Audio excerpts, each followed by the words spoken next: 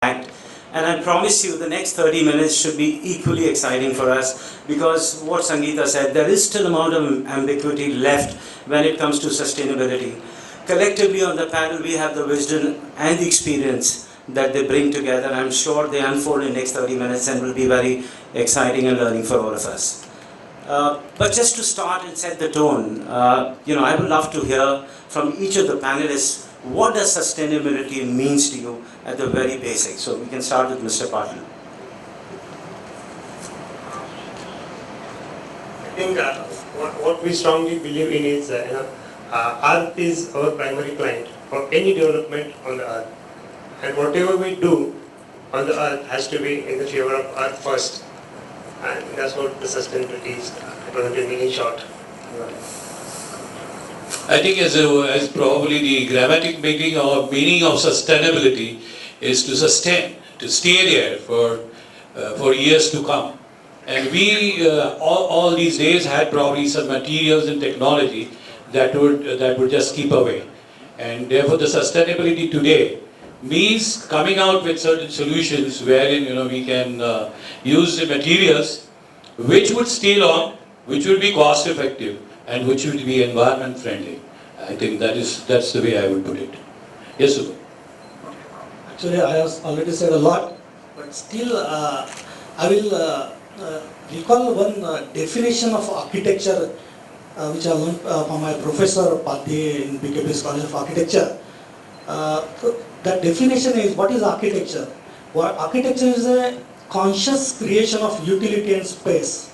Architecture is a conscious creation of utility space which satisfy human needs both aesthetically and functionally. This is the architecture. That time we could not make out the meaning and other things in first year, but now I realized it's a very different kind of definition which includes everything. So as per my distinctive, sustainability and care, they are part of architecture. I think that's very well said. Mr. Patil, I was actually going through your profile and I was very happy to see that you actually meant something about harmony and nature, where you actually don't disrupt, but you actually add to the, to the environment, and you bring that both of them can coexist together. Would you like to share your thoughts on that? Yeah, harmony with the nature is basically is little more than sustainability. It's about creating space. It's about the quality of space. Obviously, now applying the laws of sustainability. When we create a space, okay. Besides those two comforts in a space, which is a thermal comfort, which is required, and a visual comfort, there is something beyond that one just cannot put into words. That's where the creation of the designer comes in play. So here, what we mean by harmony with the nature is like you should create spaces which are in harmony with the nature. We do not believe in having spaces. For example, like a theater. You go into a theater and you don't know what's happening outside. Sometimes you come out of that and you realize, oh, it rained. So that kind of a shock we don't want to have. Thing is that it's basically, I believe that your spaces which you design should flow out and into the landscape or the garden outside. There has to be communication with the outside world. There has to be interaction of this space with the outside space. And obviously, then in this case, the main thing is how to cut on that radiation, how to cut on those negative things which come, which are not good for sustainability, which are not good for energy efficient space. But then there we can design those transitional spaces. So it's basically about your space having harmony with the outside world. In your architecture, it should act like a secondary scheme. It should interact with the nature to that close extent. No, that's obviously the pursuit that you obviously adopt, and I think for every architecture, every creative person, you would like to do it. Do that. But how often you times that your clients are aware, how conducive are they to your thoughts? Do you really see a roadblock? Do you see the hiccups coming through? Or is it easy to, Prashantji, would you like to answer? Anybody. Are you focusing on the cost factor or yeah, obviously, the poetry part of it? The poetry and the cost, the cost is so I think I'll take up from my friend here. We had this great guy called F.L. Wright who said that, the architecture is all about taking things, moving outside into inside. I think that's what he was referring to. Can we have all that pleasure that we get at the landscape level when we are on the hills or on the rivers or whatever it is? Can we get that kind of environment within the house or within any workplace for that matter into the interiors? That's one thing, and it all depends on we architects, how we strongly sell these ideas to our customers. And that is what it is. I mean, if they understand the poetry and if they understand the meaning of the poetry, probably they are sold on that. Secondly, this was also about another statement that we always make is, architecture is a frozen music. Now, those who are music lovers, I think they would understand the meaning. You see, I have one client in Mumbai who is a celebrity, actually a pastry person. She waited for me for 2 years, and the earlier architect was Hafiz contractor. So she waited for me for 2 years because she belongs to a music family, and we were talking about a frozen music. I think that answers your I'm question. glad you had a client who's, the passion for the music, so she could sing along with you and create that poetry together. I think, Suniti, you wanted to comment more in terms of your clients. How do they feel and how do they react? I think though they cannot put it into the words, they experience the spaces and ultimately they're satisfied. So that's what we have to understand from their feelings. Sometimes they cannot put it into words. Why a particular space is good or bad? It's very difficult to describe that, but one feels it. Subodhji, obviously you have got enormous amount of experience. Do you see a radical shift between the client awareness working in tier 2, tier 3 seats and leading metros? Do you really see the kind of awareness level with these clients? You are talking about a corporate client or? I mean, it could be a high income group, bungalow or whatever. I think there is a radical change is there because like Nerolac, many companies are supporting this particular concept. Only thing still for client we should have some seminars and other things in addition to the professionals. I think that requirement is there and we can convince them through the educational programs. I think that is required. I guess they have all very easy clients, I would say. So right, I'm just going to ask Prashantji about, we've been talking intelligent buildings, buildings which really integrate, in terms of technology, fire safety, IBM's intelligent building management software. How do you react to this intelligent building which is really catching up the popularity?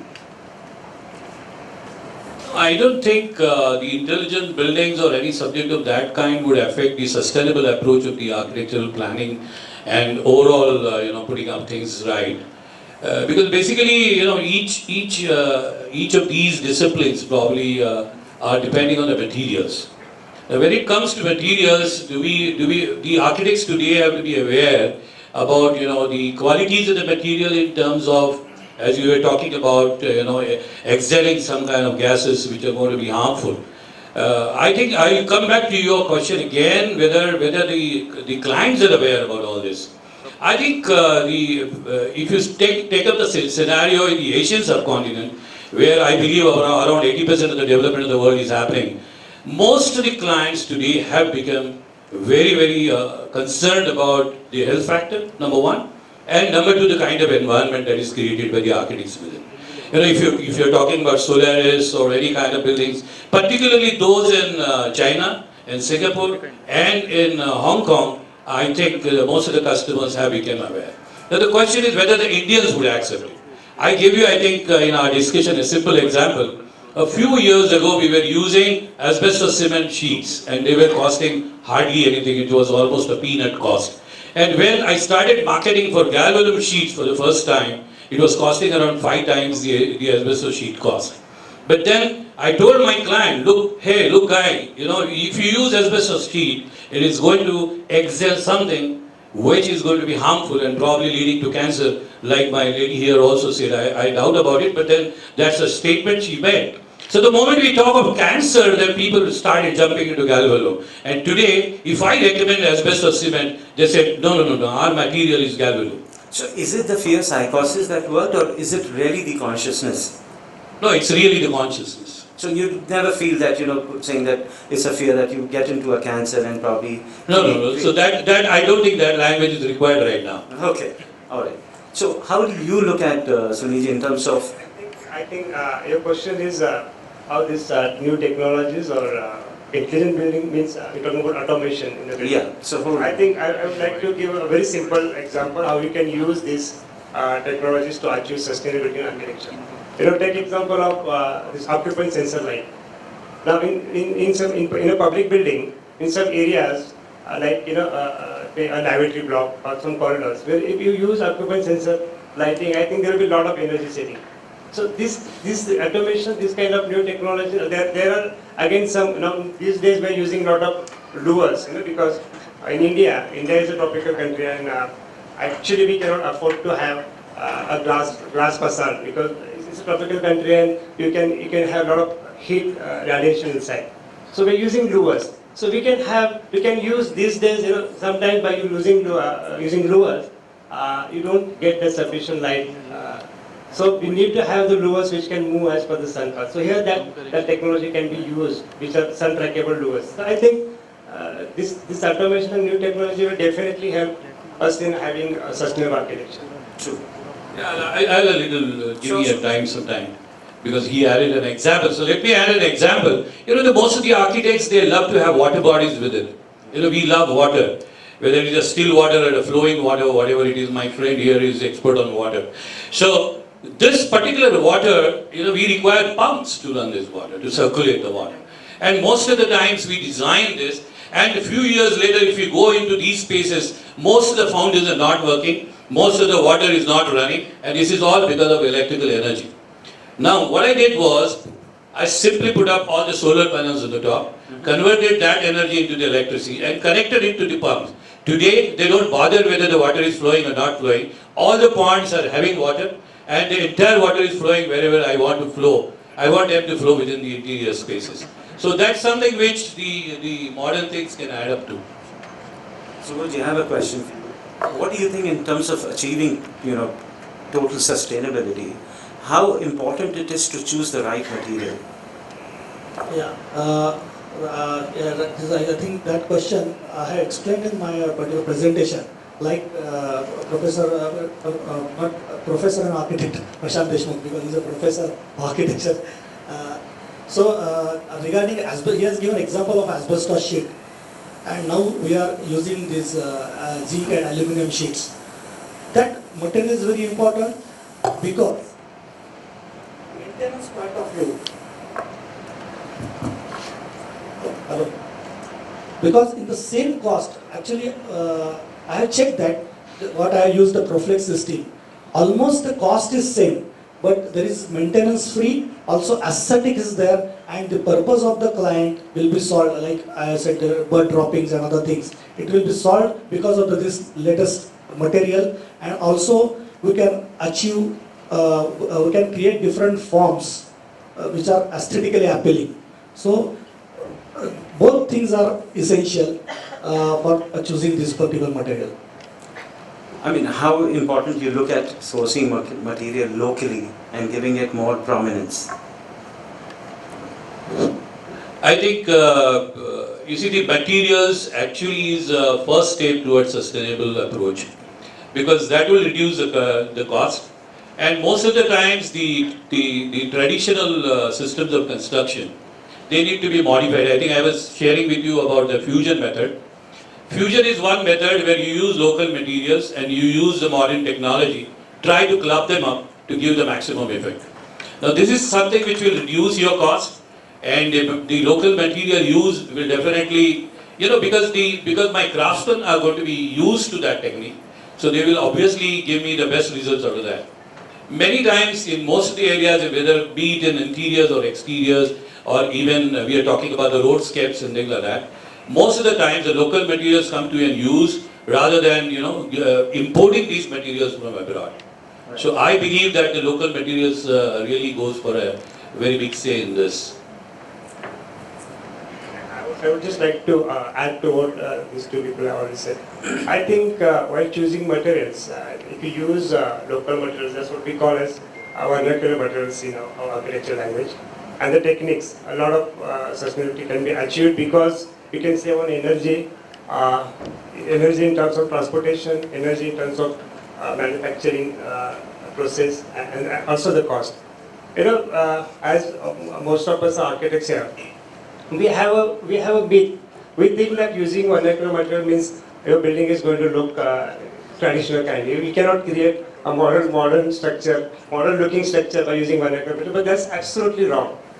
But by using vernacular material, you can still create a very beautiful, aesthetically pleasant modern structure.